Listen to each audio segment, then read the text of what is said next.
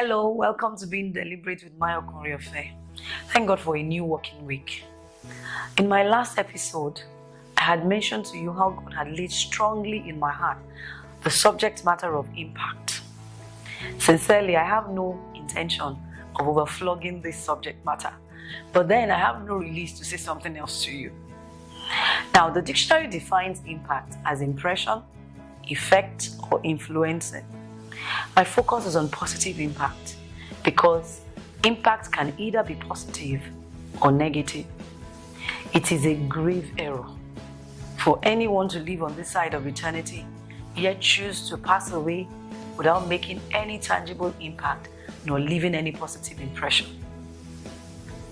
My question to you is, what impact are you making and on whom are you making this impact? Taking my example from scripture, let's look briefly at the man called Mordecai. He was the uncle of Esther. Esther was an orphan, and Mordecai chose to impact the life of Esther. Hence, he took her unto himself and raised her. In raising Esther, Mordecai made such impact on her to the extent that when she was lined up for the beauty contest as the next queen, she stood out in character. Have you ever imagined Mordecai's level of influence on her? I stop to think about this each time.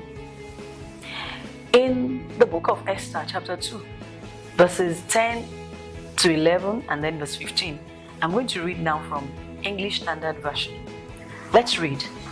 Esther had not made known her people or kindred, for Mordecai had commanded her not to make it known. And every day, Mordecai walked in front of the court of the harem to learn how Esther was and what was happening to her. Verse 15. When the turn came for Esther, the daughter of Abihail, the uncle of Mordecai, who had taken her as his own daughter to go into the king, she asked for nothing except what Hegai, the king's eunuch, who had charge of the women, advised.